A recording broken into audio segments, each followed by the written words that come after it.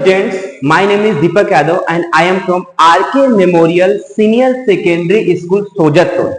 Today I am going to discuss agriculture technology. जैसा कि इस वीडियो में आप इस स्लाइड्स में आप देख रहे हैं, मैं इस वीडियो में स्लाइड्स में basically Indus valley civilization class +2 के 12th क्लास के फर्स्ट चैप्टर्स को ब्रिक्स बीट्स एंड बोन को हम यहाँ पर इसके अगले पैराग्राफ हम समझाने वाले हैं। मैं आपको बताना चाहूंगा कि जो हमने कल लिया था उसके प्रीवियसली चैप्टर्स, तो प्रीवियसली जो पैराग्राफ था सब्सिस्टेंस स्ट्रेटजी, इसको मैंने कवर किया था। इसके आगे का आज के वीडियो में आगे जो पैराग्राफ है वो एग्रीकल्चर टेक्नोलॉजी है, इसको हम इस वीडियो में कवर करने वाले हैं। तो चलिए चलते हैं और देखते हैं। बोलता है representation on the scene terracotta sculptures indicate that the bulls was known. इस कहा जाता है कि बुल्स यानी सांड, जो सांड था, बुल्स था, वो टेराकोटा एज अ स्कल्पचर जो मूर्तियां मिली है उसके बेस को इंडिकेट करता है कि इंडस वैली सिविलाइजेशन में ये जो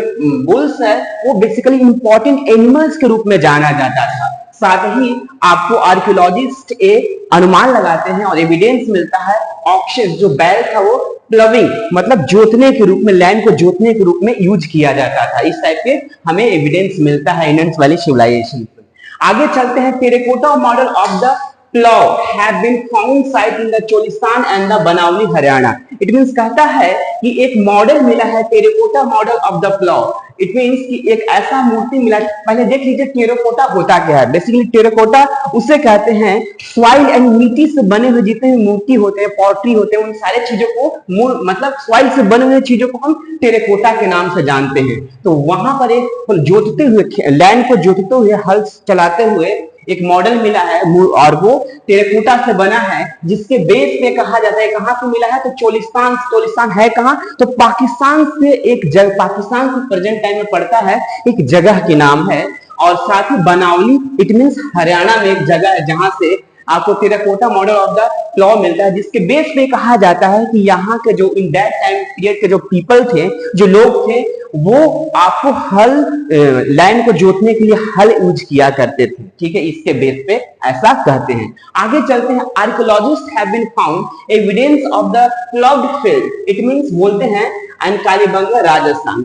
एक आपको जोते हुए खेत का, लैंड का आपको एविडेंस मिला है, आपको प्लॉग फील्ड मिला है। कहां से मिला है तो कालीबंगा राजस्थान से मिला है।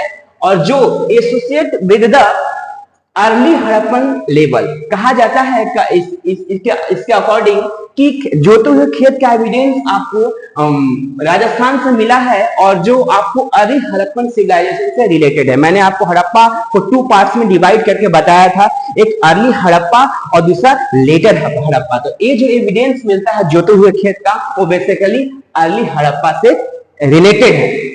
नेक्स्ट चलते हैं। बोलता है नेक्स्ट आपको 2 different crop were grown together, मतलब ऐसे बहुत जगह आपको एविडेंस मिलते हैं जिसके बेस पे एक गेस आपको अनुमान लगाते हैं लोग कि एक लैंड पे आपको मल्टीपल क्रॉप यानी लगभग 2 डिफरेंट टाइप के क्रॉप को एक लैंड पे, एक ही खेत पे किया जाता था। ऐसा आपको कल्टीवेट किया जाता था एक साथ, ऐसा एविडेंस हमें मिलता है। ठीक है, आगे चलते हैं। इसके अलावा tools use for the harvesting, जैसे हमने अब तक आपको जितने भी एविडेंस मिले हैं उसके बेस पे कहा जा सकता है कि agriculture in that time period के जो पीपल थे एग्रीकल्चर करने के लिए हल वगैरह का यूज करते थे। एविडेंस मिल रहा है। अब जब एग्रीकल्चर करते हैं, इसका एविडेंस मिल रहा है, तो उसको हार्वेस्टिंग करने के लिए, आपको क्रॉप को काटने के लिए, हार्वेस्टिंग करने के लिए कुछ टूल तो यूज करते ही होंगे।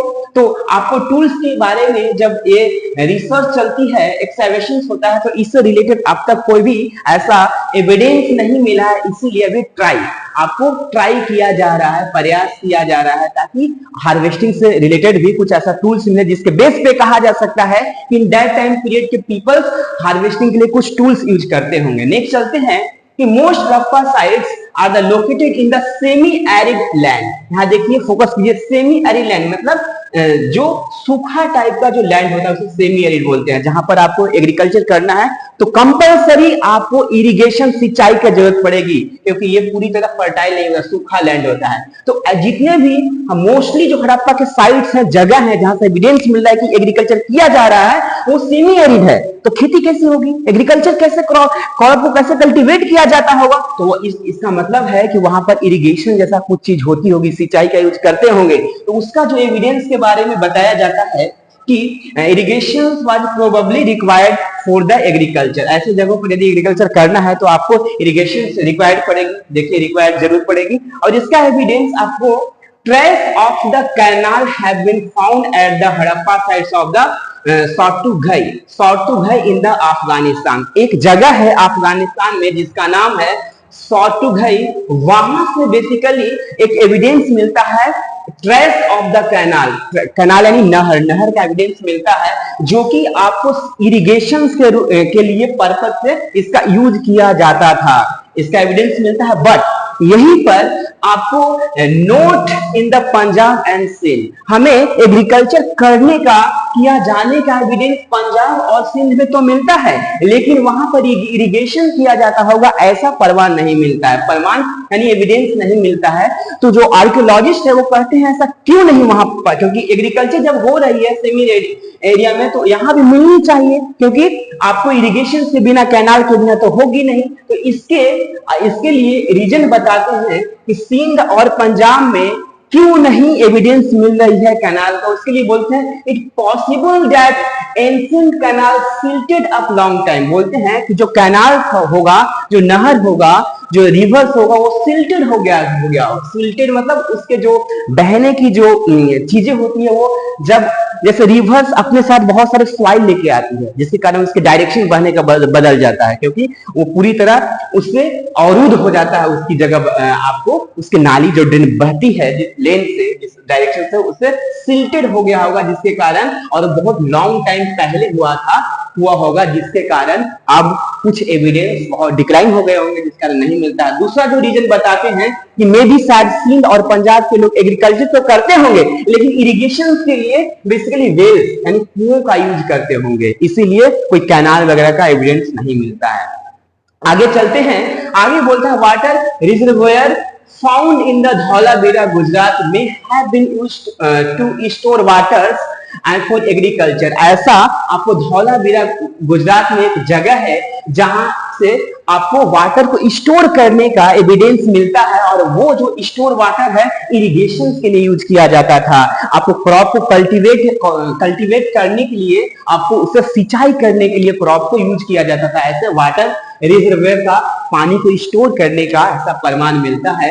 तो इस वीडियो में हम इसको यहीं तक रखेंगे। अगले वीडियो में फिर से हम इसके अगले स्लाइड्स में अगले पैराग्राफ को हम फिर से डिस्कशन करेंगे। तो ये अब तक का यहीं, थैंक यू सो मच।